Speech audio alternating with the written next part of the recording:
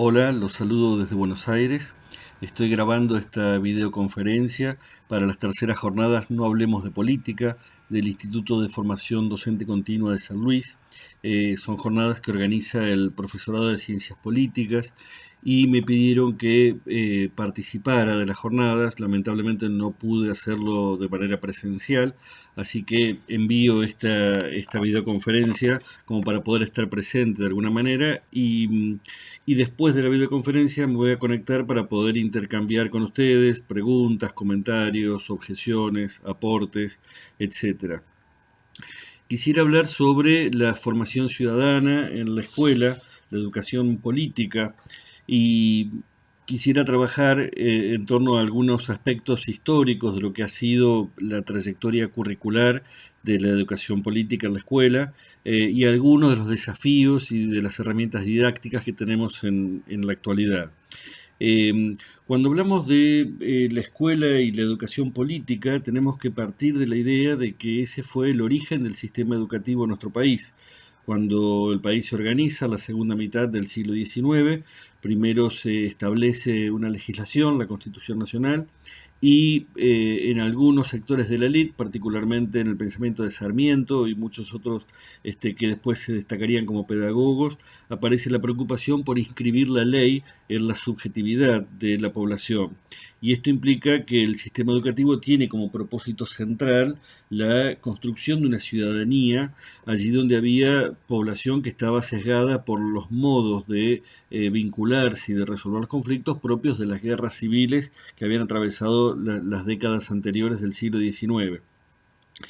Y en este caso, cuando se organiza el sistema educativo, el foco estuvo puesto centralmente en la educación primaria, donde se entendía que iba el conjunto de la población. En la escuela secundaria había otros parámetros que era la formación de la élite, y entonces cuando se organiza el nivel secundario en la década del 60, eh, lo que se está pensando es qué tipo de educación política ofrecer a las élites que se estaban formando en los colegios nacionales de la presidencia de Mitre. Digo esto porque me parece importante entender que la escuela secundaria es el nivel educativo que tiene uno de los desafíos más grandes en el presente en nuestro país y en la región, porque fue un nivel educativo diseñado con un propósito al cual se le pide hoy que lleve adelante un propósito opuesto, no otro cercano, sino el opuesto. Fue diseñado para seleccionar a los mejores y ahora se les pide que incluya a todos. Y eso implica que hay una enorme revisión interna de los dispositivos institucionales, curriculares y didácticos, porque todo lo que fue pensado en una dirección ahora hay que revisarlo en la dirección contraria. Y dentro de ese dispositivo de la escuela secundaria, recién a fines del siglo XIX se establece la primera asignatura que tiene un propósito fuerte de educar en la ciudadanía, que es la materia que se llamaba instrucción cívica, que ingresa al currículum en 1874. Instrucción cívica aparece en el último año de la escuela secundaria y tiene como objeto central la Constitución Nacional. Y se mantuvo prácticamente incólume a lo largo de más de un siglo. Recién en la década de 1990, cuando se produce la reforma educativa a partir de la Ley Federal de Educación, algunas provincias y jurisdicciones empiezan a eliminar instrucción cívica y reemplazarlas por otras asignaturas, mientras que otras jurisdicciones, por ejemplo aquí la Capital Federal o Neuquén, Río Negro, sí mantienen durante un tiempo más, y creo que incluso en algunos lugares todavía hoy, en el último año de secundaria, está instrucción cívica. Decía que se mantuvo incólume porque hubo algunos ajustes a partir de las reformas constitucionales, pero también se mantenía esa materia incluso durante gobiernos dictatoriales. Me tocó a mí cursar la secundaria durante la última dictadura cívico-militar y estudiábamos en la escuela el funcionamiento del Congreso, las elecciones, etcétera, y nada de eso ocurría en la realidad en el país. Y esto implica también implicó desde ese momento un fuerte divorcio entre los contenidos de la educación política que ofrecía la escuela y los procesos que ocurrían en la realidad social. Hay también un espacio curricular, que es el que más me interesa explorar, que sí tuvo muchas alteraciones a lo largo del todo el siglo XX, y que es un espacio curricular que se insertó a principios del siglo XX, en los primeros años de la escuela secundaria. Hubo una experiencia ahí que empezó en 1909 y no tengo claro en qué fecha dejó de existir, pero hacia el gobierno de Irigoyen ya no está más, que era una materia que se llamaba moral cívica y política. Nunca pude terminar de entender si la palabra política ahí funciona como un sustantivo o como un adjetivo, es decir, si se habla de moral, moral cívica y moral política, o moral cívica por un lado y política por otro. Pero queda claro que en los tiempos previos a la sanción de la ley Sáenz Peña, los gobiernos conservadores estaban preocupados por ofrecer algunas herramientas de intervención en el quehacer político, incluso cuando todavía no se estaba pensando en el voto, pero sí centrado fuertemente en la idea de una moral cívica, una moral pública, en tiempos donde esa moral pública empezaba a ser cada vez más preocupante.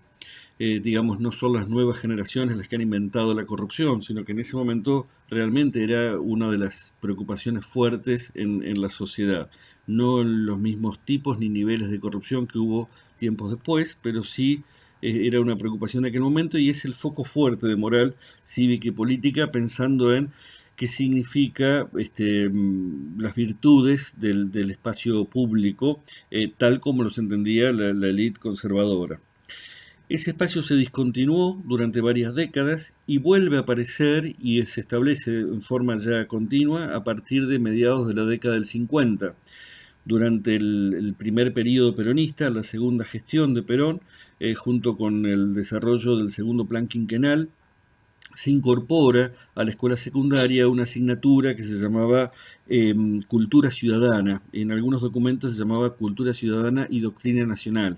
Aparece en el año 53 y dura hasta mediados del año 55. Una de las primeras cuestiones que resuelve el golpe militar de septiembre del 55 es anular esa asignatura.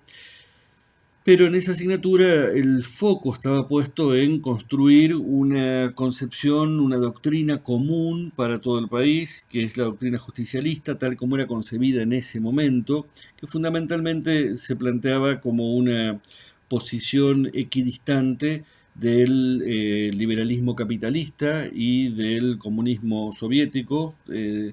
Y todo si uno analiza los programas y los textos escolares, todo el tiempo se formula enunciados presentando el justicialismo como esa equidistancia, ¿no? El capitalismo es la explotación del hombre por el hombre, el comunismo es la explotación del hombre por el Estado, mientras que solo el justicialismo es lo que permite el desarrollo del sujeto. Casi que uno puede adivinar el triangulito en cada uno de los argumentos sobre cada tema. Esa asignatura tenía dos partes, una parte histórica y una parte del presente. La parte del presente, la doctrina justicialista, y la parte histórica es, a mi modo de ver, muy interesante porque aparece una historia social que en ese momento no estaba presente en los programas de historia de la escuela secundaria, pero sí aparecía en la asignatura. Aunque los documentos que la incorporan plantean que si por tiempo no se llega a ver las dos partes, que se vea fundamentalmente la segunda. Ahí uno puede ver una intención fuertemente adoctrinante, y creo que es objetable que desde el oficialismo de turno se intente bajar líneas sobre una posición política sabiendo que no es la única y que precisamente en la sociedad existen distintos posicionamientos políticos. En el año 55 se produce el golpe militar e inmediatamente después, en esos meses posteriores al golpe, se formula una nueva asignatura que curiosamente se llama Educación Democrática. Nosotros tenemos ese rasgo distintivo en la Argentina de tener una materia que se llamaba Educación Democrática establecida por una dictadura militar. Y el propósito de la educación democrática era restablecer ciertos principios republicanos que se entendía que el peronismo había dejado de lado, y sobre todo condenar al peronismo como el gran Voldemort, el gran malo de la historia argentina, presentándolo como la segunda tiranía. La primera había sido la de Rosas, la segunda había sido la de ese señor que se dejaba de nombrar porque estaba prohibido nombrarlo, pero había una unidad específicamente que se llamaba la segunda tiranía. Y en esa educación democrática aparece la democracia con fuertes sesgos republicanos, pero al mismo tiempo con poca impronta popular, porque precisamente la democracia no era algo que expresara al pueblo, sino que lo restringía, lo encauzaba y lo institucionalizaba. Esa asignatura fue la que tuvo duración más larga en el siglo XX, empezó en el año 55 y se desarrolló hasta el año 73, atravesando varios golpes militares y sin embargo se mantenía esa asignatura.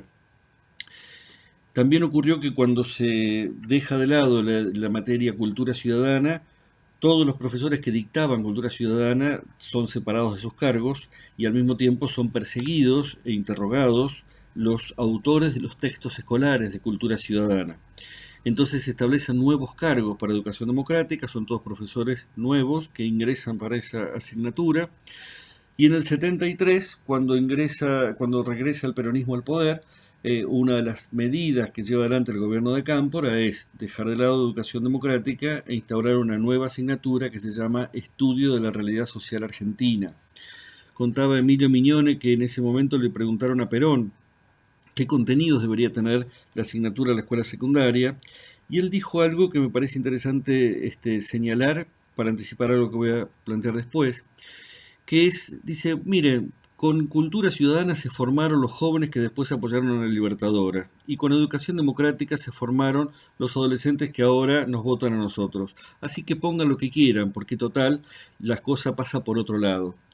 Me parece interesante esa frase de Perón, al menos en el recuerdo de Emilio Mignone, porque está dando cuenta de la valoración social que empezaba a ver sobre ese espacio curricular.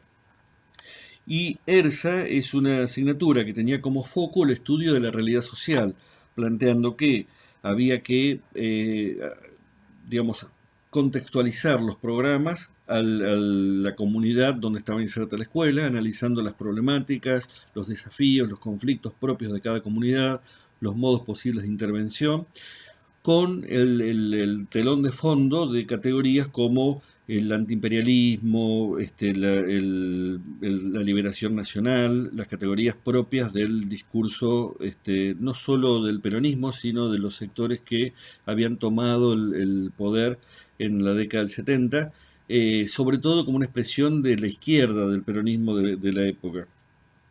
Curiosamente, cuando se establece ERSA, el gobierno respeta los cargos docentes de quienes estaban dando educación democrática, con lo cual los mismos que daban educación democrática tenían por delante la tarea de enseñar ERSA. Y en muchos casos hay testimonios de gente que cursó la asignatura que cuenta que claramente el profesor se sentía incómodo con esos contenidos porque venía dando precisamente todo lo contrario. O sea, el que estaba hablando de la segunda tiranía hasta el año anterior, ahora hablaba de la liberación nacional y eso no cerraba. En el año 76, en marzo se produce el golpe cívico-militar y en abril se anula la materia Estudio de la Realidad Social Argentina e inmediatamente después se establece una nueva asignatura que se llama Formación Cívica, que tiene como foco el hombre, la dignidad del hombre, y establece la historia del hombre en el cristianismo, el hombre en la antigüedad, el hombre en el medioevo y el hombre argentino. Es una asignatura que incorpora, por ejemplo, el contenido de derechos humanos, también porque la dictadura se establece bajo el paradigma de los derechos humanos, entendiendo que derechos humanos son lo que se viola en Cuba y en la Unión Soviética. Y entonces la dictadura viene a defender los derechos humanos. Es en ese contexto que las organizaciones de familiares de detenidos, desaparecidos, les reprocha al gobierno: ustedes que hablan de los derechos humanos los están violando, y hoy cuando miramos la dictadura lo vemos como el emblema de la violación de derechos humanos en nuestro país. Pero en ese momento se habla de la dignidad del hombre como foco de la educación, de lo que se llamaba formación cívica, y entre el 78 y el 80 la materia va mutando a otra denominación que es formación moral y cívica. Se van cambiando cada año el programa de primero, de segundo, de tercer año. Ahí el foco fundamental es la cuestión moral, y básicamente porque se enseña a través de la escuela secundaria una moral católica como si fuera la única religión posible dentro del país. La jerarquía católica no adhirió a la posibilidad de establecer la enseñanza obligatoria de la religión en todas las escuelas, pero sí lo hizo a través de esa asignatura. Y en el año 83, cuando se inicia la transición democrática, en el verano del 83 al 84, el gobierno de Alfonsín establece una comisión que discuta cómo revisar los contenidos de esa asignatura, y en esa comisión se forma el programa de educación cívica, que tiene como foco fuerte la democracia y la participación. Nuevamente, en el año 76 habían sido cesanteados todos los profesores que daban ERSA, salvo algunos que se sabía que eran propios, pero muchos de ellos fueron perseguidos y algunos detenidos desaparecidos por dictar esa asignatura. Pero en el 83, cuando se establecen los nuevos contenidos de educación cívica, se mantienen los profesores que estaban dando formación moral y cívica, con lo cual nuevamente ocurre que hay un desacople entre los contenidos y el enfoque y la ideología de los docentes que dictaban esa asignatura. Desde el 53 hasta el 83, lo que yo veo en esos programas es una fuerte correlación entre la ideología del partido que gobierna o del sector que gobierna y la formulación de los programas. Es muy difícil enseñar en las escuelas secundarias en cada periodo sin ser oficialista, porque el programa de la asignatura es básicamente una transmisión de ciertos postulados de un posicionamiento político que es el que está en el gobierno. Educación cívica es el primer programa que tiene un grado de amplitud bastante mayor. Y efectivamente, si uno mira los textos escolares previos al 83, prácticamente no había coincidencia entre los textos, los autores de una asignatura y los autores de otra. Cuando cambiaba el programa, cambiaba todo el elenco autoral de todas las editoriales, porque no se podía decir una cosa y todo lo contrario en la asignatura siguiente. En cambio, en educación cívica empiezan a aparecer autores de todas las asignaturas anteriores, es decir, que Chichián había escrito libros de formación moral y cívica y también escribía de educación cívica, Mignone había escrito libros de ERSA y también escribía educación cívica, varios autores que habían escrito sobre educación democrática también escribían sobre educación cívica. Se nota que ahí hay una amplitud de perspectivas que no había hasta ese momento, y uno puede decir que desde el 84 en adelante no hay una correlación lineal entre la ideología del partido gobernante y los contenidos de la educación ciudadana. Digo que no hay una correlación lineal porque tampoco hay una lejanía absoluta, pero no hay esa correlación en la cual sería difícil dar esa asignatura sin ser oficialista en cada contexto. El programa de educación cívica es un programa de transición, es decir, un programa hecho en buena medida con los postulados de esa democracia naciente, incipiente, inestable, que no se sabía cuánto iba a durar. Los que me acompañan en edad recordarán que en el año 84-85 la cuestión no era tan sencilla ni tan clara. Y sin embargo duró bastante, recién fue modificado en algunas provincias a partir de la ley federal de mediados de la década del 90 y en otras continuó hasta hace muy poquito tiempo. En la Ley Federal de Educación, en el año 93 se aprueba la ley, a fines del 94 se establecen los contenidos básicos comunes y se modifican a principios del año 95, básicamente por una denuncia de Monseñor Laice, el obispo de San Luis en ese momento, y cuando miramos el programa que corresponde a este espacio curricular, es una asignatura que se llama Formación Ética y Ciudadana. Fíjense que nuevamente aquello que era la educación moral, que se había ido alejando un poco de este espacio curricular, vuelve bajo el nombre un poco más ayornado, más amigable de ética, y efectivamente hay un foco fuerte en la ética, en buena medida porque el autor de ese capítulo es Carlos Cuye, que es especialista en ética, y también porque estamos viviendo en los años 90 un periodo donde se plantea el final de las ideologías y el reemplazo de las antiguas ideologías por debates éticos y por la construcción de un criterio común a todas las sociedades, que son los derechos humanos. Entonces, ética y derechos humanos no referidos a las violaciones de la dictadura, sino derechos humanos como categoría transnacional, son focos fuertes de la formación ética y ciudadana de los años 90. De ahí en adelante se empiezan a diferenciar mucho los programas de las provincias, porque lo que establece la ley federal es precisamente un sistema federal de educación. Hasta finales de la década del 70, el sistema educativo había sido predominantemente nacional en la escuela secundaria, por eso hablábamos de los colegios nacionales, y eran pocas las escuelas secundarias provinciales, pero en los años 70 se van transfiriendo todos los niveles educativos, se terminan de transferir en los años 90 y ya en los 90 hay sistemas educativos diferenciales en cada una de las provincias. Y esa diferenciación va a hacer que en los años siguientes, sobre todo del 2012 en adelante, empieza a haber cada vez más diferencias entre los programas. Y hay algunas provincias que mantienen formación ética y ciudadana, otras que establecen programas de educación cívica, otras que plantean construcción de ciudadanía, por ejemplo en provincia de Buenos Aires o La Pampa, ciudadanía y participación en Córdoba, variedad de posiciones. El otro día estuve en Tucumán y me dijeron una variedad de materias que yo desconocía. No sé actualmente cómo es la situación en San Luis. Es difícil reconstruir la situación de todas las provincias del país, pero sí me encuentro con que cada provincia supone que en todos lados debe pasar más o menos lo mismo, y no pasa. Hay criterios bastante diferentes y distantes en todo el país. Y uno puede también ahí pensar que tenemos algunos elementos que nos llevan a pensar el lugar de la educación política en la escuela secundaria, que es un lugar de una enorme variabilidad, porque mientras iba cambiando las asignaturas y cambiaban las denominaciones, los enfoques y los contenidos, en el aula de al lado se daba matemática. Y es cierto que cambiaban los enfoques, pero nadie ponía en duda el nombre de la asignatura. Hoy tenemos dificultades efectivamente para construir parámetros compartidos para esta educación política en la escuela secundaria. Y tenemos dificultades también para hacer valer esta asignatura como una asignatura valiosa, respetable, potente, precisamente porque fue muy bastardeada a lo largo de muchos años.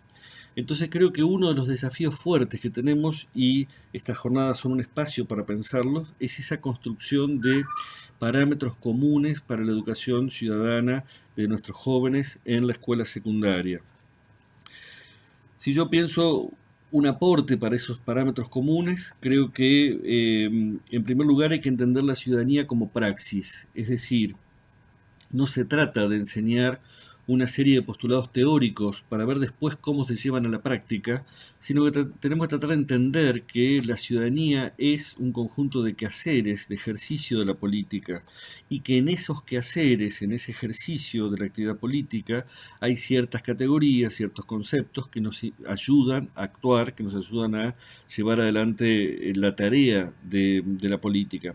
Digo, esto es algo semejante a lo que ha ocurrido en el espacio de lengua. En muchas provincias se ha cambiado la denominación de lengua a prácticas del lenguaje, entendiendo que el foco de la asignatura tiene que estar puesto en hablar, leer, escribir, y que todo lo que enseña lengua es para poder favorecer esto. Me parece que también en la educación política tenemos que entender que nuestro foco es la práctica, y la práctica tiene que estar informada, atravesada por categorías teóricas que permiten actuar cada vez mejor. Y entonces, si pensamos en los programas de la educación política, creo que hay 4 componentes que debemos articular y mantener dentro de esos programas. Por un lado, un componente sociohistórico, que responde a la pregunta ¿qué pasa? ¿Qué sucede? ¿Qué ocurre en la realidad social? Un componente que comparte este espacio curricular con otros de ciencias sociales, geografía, historia, economía, etc. Pero parte de la educación política es poder comprender en qué mundo vivimos y qué lugar ocupamos en él, y cuáles son los desafíos pendientes de la vida en común en la sociedad. Un segundo componente, que es lo que llamo el componente ético, y que apunta a las valoraciones sobre la realidad social. Así como nos preguntamos qué ocurre, también el componente ético lleva a preguntarnos, ¿y es justo eso que ocurre? ¿Eso que ocurre es lo que deseamos que ocurra? ¿O es preferible alguna otra alternativa? Y si eso es justo o injusto, ¿qué hace que algo sea justo o injusto? Las reflexiones éticas y las reflexiones sobre criterios de intervención en la realidad y sobre los valores tienen un costado filosófico, pero también un costado muy ligado a la práctica y a la inserción subjetiva en el mundo en el que vivimos. Entonces, plantearnos una pregunta sobre valores es plantearnos una pregunta acerca de los criterios de actuación en la sociedad. ¿Cómo hago para intervenir en un mundo que considero injusto? Y eso nos lleva al tercer y el cuarto componentes. El tercer componente es para mí el componente jurídico, que es cómo se traduce esa idea de justicia o injusticia en la legislación. Es decir, necesitamos incluir en la educación política el conocimiento de las leyes, la Constitución Nacional y los documentos transnacionales de derechos humanos, precisamente porque ofrecen un marco, una arquitectura institucional dentro de la cual se va a desarrollar la acción política. Y el cuarto componente es el estrictamente político, que es con qué herramientas tenemos para poder actuar, para poder intervenir. Entonces, articular los cuatro componentes significa de algún modo recuperar las mejores tradiciones de ese recorrido curricular que dije antes, que a veces le daba prioridad a una en desmedro de la otra, y creo que necesitamos poder articularlas porque abordar la actividad política significa articular esas cuatro cuestiones, y eso significa poder atravesar buena parte de los contenidos pensando cómo las situaciones que tenemos que enfrentar en la actividad política requieren conocimiento de la realidad, valoración, interpretación de la legislación posible y herramientas políticas.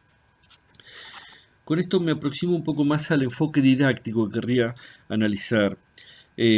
También hay en diferentes asignaturas una fuerte renovación de los enfoques, de los modos de enseñar, ¿no? La enseñanza es una práctica social y la didáctica es una disciplina que estudia la enseñanza tratando de orientarla, tratando de recuperar las mejores prácticas y establecer criterios para mejorar las prácticas de todos los que enseñan. Y en esa mirada didáctica ha habido cambios significativos en todos los espacios curriculares y a veces falta que nos demos el debate didáctico dentro de la educación ciudadana. ¿Qué ocurre cuando se enseña educación ciudadana? Yo voy a plantear lo que considero que es la enseñanza más frecuente, más usual y un enfoque alternativo. Y en la enseñanza usual hay una estructura didáctica que es la que llamo explicación-aplicación. Para que se entienda, los que me acompañan en edad recordarán que cuando aprendíamos a multiplicar, el docente primero nos enseñaba cómo se multiplica y después nos daban 20 cuentas para multiplicar. Cuando aprendíamos a dividir sujeto y predicado, el docente explicaba cómo se divide y después nos daban un montón de oraciones para hacer lo mismo.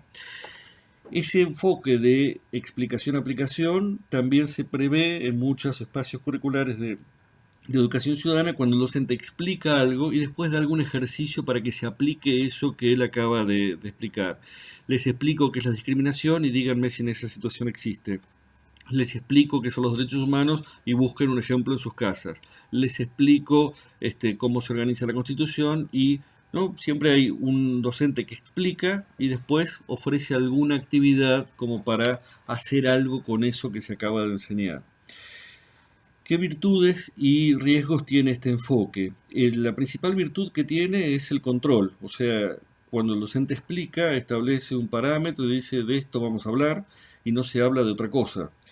El principal riesgo es precisamente eso. Cuanto más control tiene el docente, menos autonomía puede promover en el pensamiento de los estudiantes, porque solo pueden hablar de aquello que el docente ha dicho que se puede hablar y solo pueden poner en juego aquellos conceptos, aquellas categorías que el docente ha propuesto como las categorías que se deben utilizar en el aula.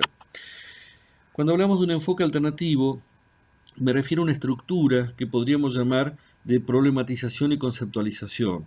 Y esto significa establecer primero situaciones, casos, ejemplos sobre los cuales podamos pensar. ¿Desde dónde pueden pensar nuestros alumnos, nuestras alumnas, si no han recibido antes una explicación?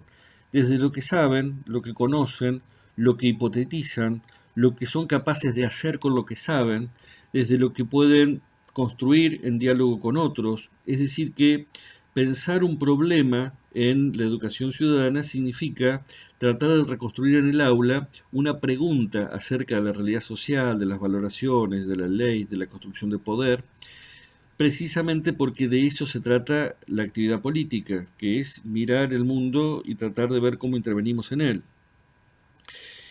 Y desde esa problematización llegar luego a una conceptualización que podemos entenderla como un espacio, una fase en la cual el docente propone respuestas posibles al problema que nos hemos formulado antes. Voy a dar algunos ejemplos de esto para que se entienda de qué estoy hablando.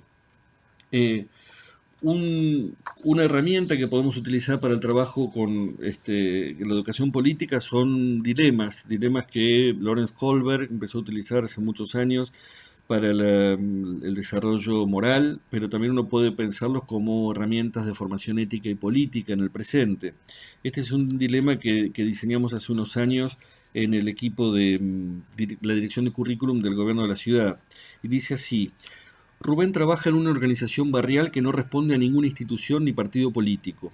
Él militó hace un tiempo en un partido, pero se cansó de las roscas y los manejos turbios.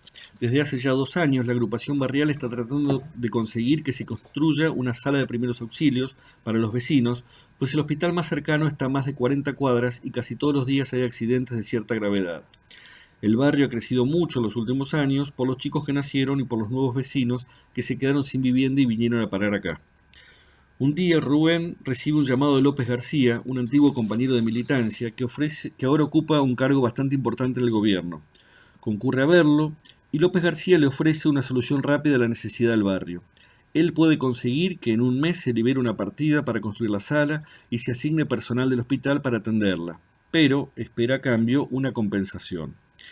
Dice que puede inflar los números para que se otorgue un 50% más del dinero necesario y él se queda con esa diferencia. Para hacerlo solo pide que Rubén haga la vista gorda y hasta ofrece darle una parte de la tortita. Rubén rechaza de entrada esta última sugerencia, pero no rechaza todo el arreglo. Vuelve a su casa pensando que las cosas son así y que de otro modo la salita nunca será una realidad. Él sabe que López García va a cumplir lo que promete y que si quisiera denunciarlo no tiene modo de probar la oferta deshonesta. También tiene claro que López García es un tipo pesado y una cámara oculta o cualquier artimaña que intente va a terminar con un par de matones en la puerta de su casa. Por otra parte piensa en los pibes del barrio, en las embarazadas, en los viejos, y recuerda que todos tienen muchas expectativas de su entrevista con López García. A medida que se acerca al barrio, las dudas crecen más. ¿Qué debe hacer? Acá tenemos un dilema, y digo, presentar una situación problemática en el aula significa llevar una situación como esta. ¿Pueden nuestros estudiantes, nuestras estudiantes discutir qué debe hacer Rubén? Creo que sí. Tienen muchos elementos para hacerlo, para discutir. Quizás cuando los escuchamos vamos a escuchar argumentos que no nos simpatizan, que no nos resultan agradables, que no son los que querríamos que tuvieran, pero precisamente son los que necesitamos que traigan al aula para poder someterlos a críticas, para poder discutir, porque si no aparecen en el aula, ¿dónde los vamos a poder discutir? ¿Cuál es la posición del docente cuando se trabaja con un dilema como este? Básicamente, la posición es la que un pedagogo catalán, Jaume Trilla, llama de neutralidad activa. Y significa que el docente tiene que dejar de lado su propia posición ante el dilema para que sean los estudiantes los que digan sus posiciones. Si uno les dice la respuesta, se acabó la pregunta compartida. Pero eso no significa que se quede pasivo. El trabajo del docente es, en primer lugar, garantizar las condiciones del diálogo, es decir, que no haya descalificaciones mutuas, situaciones en las que uno no tenga posibilidad de hablar o que cuando hable se le objeten cosas que no tienen que ver con el problema. Pero también puede intervenir pidiendo justificación, ofreciendo contraargumentos, estableciendo también contradicciones entre los argumentos de uno y los argumentos de otro, y esto implica un posicionamiento activo de discusión de todo lo que estudiantes y jóvenes y varones y chicas traigan al aula, porque de lo que se trata es de invitarlos a pensar y a pensar en profundidad. Lo mejor que nos puede pasar es que no haya una única posición, sino que haya una variedad de posiciones. Y fíjense cómo a partir de una situación uno puede trabajar conceptos, categorías como presupuesto participativo, corrupción, ética pública. Hay un montón de cuestiones que podemos trabajar a partir de esa situación, pero que cobran sentido a partir de la situación y que no tienen mucho sentido si uno las quiere trabajar en abstracto. Doy otro ejemplo también de problematización. Bueno, no los voy a leer, pero los tengo acá. Uno es, se puede trabajar a partir de la discusión sobre una posible ley. Hace unos años se estaba discutiendo aquí en la provincia de Buenos Aires la obligatoriedad del casco para circular en moto, y que no se venda nafta a quien no tiene casco y que se ponga una multa al conductor que no tiene casco y al acompañante que no tiene casco, y que se obligue a las concesionarias a vender motos con casco. Cuando ese proyecto de ley apareció en la opinión pública, lo publicaron los medios y debajo del proyecto aparecieron un montón de comentarios de lectores. Y los comentarios de lectores son un lugar interesantísimo para pensar los debates políticos, cuando no son descalificaciones, cuestiones tremendas, pero aquí hice una selección interesante de algunas discusiones que se dieron en torno a esa ley. A mi entender, la ley del casco no debería ser obligatorio. Creo que tenía que cobrar multas a las motos que no tengan seguro, patente, carnet, tarjeta verde o transferencia, pero no por no usar casco. Creo que es nuestra vida y si cumplimos con los papeles necesarios de una moto, no deberían pedirnos nada más. El resto es responsabilidad nuestra. Deberían hacer más campañas de concientización y no obligar. No necesitamos de terceros que cuiden nuestra vida, dice Soledad. Otros le contestan: Soledad, si vos te pasás en un semáforo en rojo sin casco y yo te toco y se te parte el mate con la vereda, no sabés el garrón que me tengo que comer por tu culpa. Directamente voy preso, por más que sea tu culpa por andar sin casco. Lo que te cuento pasa todos los días. Otro le contesta: Soledad, con tu criterio tampoco nos tenemos que vacunar contra las enfermedades. No seas rebelde, existen leyes que obligan a los organismos municipales a cuidarte. Por favor, sé responsable. Chao. Soledad, cuando vos tenés un accidente hay una gran cantidad de recursos que se movilizan, como ser ambulancias, policías, bomberos, hospital, etc. El mantenimiento de estos recursos los pagamos entre todos, entonces estoy de acuerdo con que es tu vida, pero los recursos son de todos, no tuyos. Por lo tanto, cuando te ocurra algo grave por el no uso del casco, espero que pienses en que por tu vida estás gastando los recursos de todos. Otra dice, bueno, yo creo que está bien, pero un casco de salvavidas cuesta 1.500 pesos o más, y no uno de 150 de plástico. Ninguno está homologado por nadie. Todo curro, son de plástico unido en dos piezas. Está mal encarada la ley. La otra dice: es malísima la obligación del casco, tenía que ser personal el uso. Si yo tengo moto y no quiero usar casco, es problema mío. Si quiero salir sin casco y reventarme la cabeza contra el cordón, es problema mío. ¿Por qué me parece que ahí tenemos una oportunidad para problematizar? Porque lo que están discutiendo es la relación entre individuo y Estado y cuáles son las potestades de un Estado perfeccionista o no perfeccionista, un Estado que se mete en cuestiones privadas, pero precisamente porque son de dominio público. Me parece que uno puede trabajar la noción de Estado a partir de una discusión acerca de la moto y el casco. Otro ejemplo que tenía por acá era de un conflicto de intereses. Los conflictos de intereses son el motor de la actividad política. Hace unos años había en la ciudad de Buenos Aires, en el barrio de Abasto, se conoce en el medio de la capital, el mercado de flores, donde se concentraban las flores que venían de Escobar, de La Plata, de distintos lugares, y ahí se subastaban para que los floristas las llevaran a los diferentes barrios de la ciudad.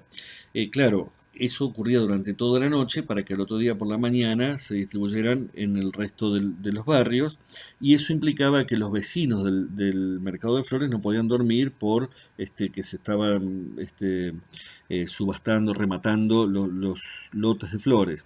Entonces había una disputa entre vecinos y trabajadores del mercado acerca de si debía correrse el mercado del lugar o no. Ese tipo de situaciones son interesantísimas para problematizar, porque de la política se trata de eso, de tratar de establecer la legitimidad de diferentes intereses y cuáles son las vías de resolución de un conflicto entre partes de este tipo. Entonces, cuando hablamos de problematizar, hablamos de llevar situaciones que nos permitan establecer preguntas para las cuales los contenidos que queremos enseñar son una respuesta posible. Y la fase de conceptualización es explicar, poner en juego a través de un texto, a través de una exposición oral, a través de un video, aquellas categorías teóricas que nos ayudan a interpretar mejor la situación, a enriquecer nuestros argumentos, a buscar soluciones superadoras, no necesariamente la solución al problema y no necesariamente la verdad definitiva sobre el problema, porque todos nuestros contenidos de enseñanza no son contenidos absolutos y ahistóricos, son contenidos contextuados históricamente. Lo que hoy tenemos como contenidos de la educación política no eran contenidos de la educación política 100 años atrás. Muchas de las cosas que hoy consideramos valiosas para la educación del ciudadano no lo eran 100 años atrás. ¿Cómo podemos saber cuáles son los contenidos que tendrá la educación del ciudadano dentro de 100 años? No tenemos ni la menor idea. Entonces sí, lo que podemos hacer es llevar al aula aquello que hoy la sociedad considera como parámetros valiosos, pero parte del desafío de la educación ciudadana es mantener abiertas las preguntas para poder construir también categorías teóricas superadoras de nuestra visión actual de la realidad social y de la intervención política. Voy cerrando entonces porque creo que fui planteando algunos de los desafíos de la construcción de una didáctica para la educación política en la escuela secundaria. Y me parece importante entender que la educación política es efectivamente una herramienta para aprender a ser libres, para aprender el ejercicio del propio poder. Muchas veces me encuentro con colegas que entienden que toda educación es política y traducen eso como una carta libre para ir al aula a expresar sus propias ideas políticas. Como la educación es política, yo voy y les cuento lo que pienso. Y suponen también que una buena educación política es la que logra que todos los estudiantes y las estudiantes adhieran a lo que el docente piensa. Yo creo que eso es adoctrinamiento y que no es legítimo que un docente tome el espacio del aula para bajar líneas sobre sus propias ideas políticas.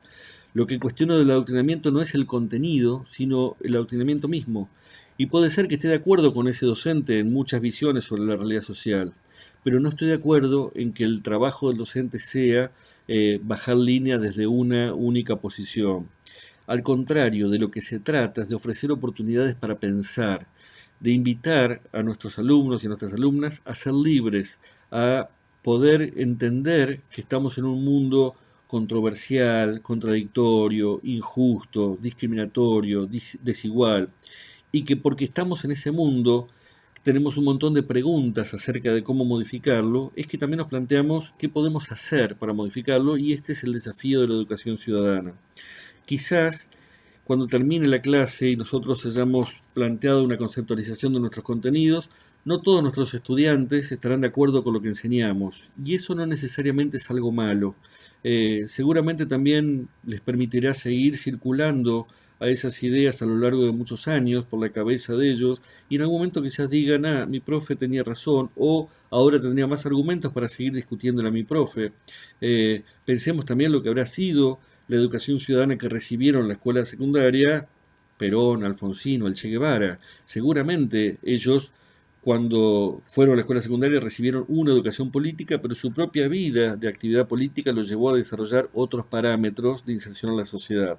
Entonces no se trata de que ellos adhieran a nuestro ideario personal, se trata de que ellos empiecen a desplegar sus propias búsquedas, y en ese camino tenemos un trabajo riquísimo para hacer, que es el trabajo de problematizar situaciones y de ofrecer las respuestas que hasta hoy la sociedad ha construido al respecto.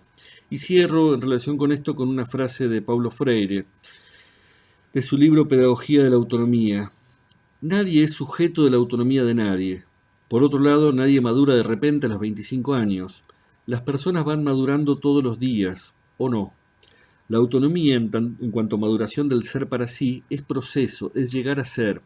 No sucede en una fecha prevista. Es en este sentido en el que una pedagogía de la autonomía tiene que estar centrada en experiencias estimuladoras de la decisión y de la responsabilidad. Valga decir, en experiencias respetuosas de la libertad. Me parece que el sentido fuerte de la educación política es respetar la autonomía de nuestros estudiantes, e invitarlos a ser libres no significa decirles hagan lo que quieran, sino posicionate frente a estos desafíos, trata de encontrar una respuesta a este problema, ofrecer argumentos acerca de las posiciones que tenés, escuchar argumentos de otros y también pensar que podrías responderles. Me parece que tenemos un desafío enorme por delante, y dentro de un rato me conecto con ustedes para conversar sobre ellos. Muchas gracias.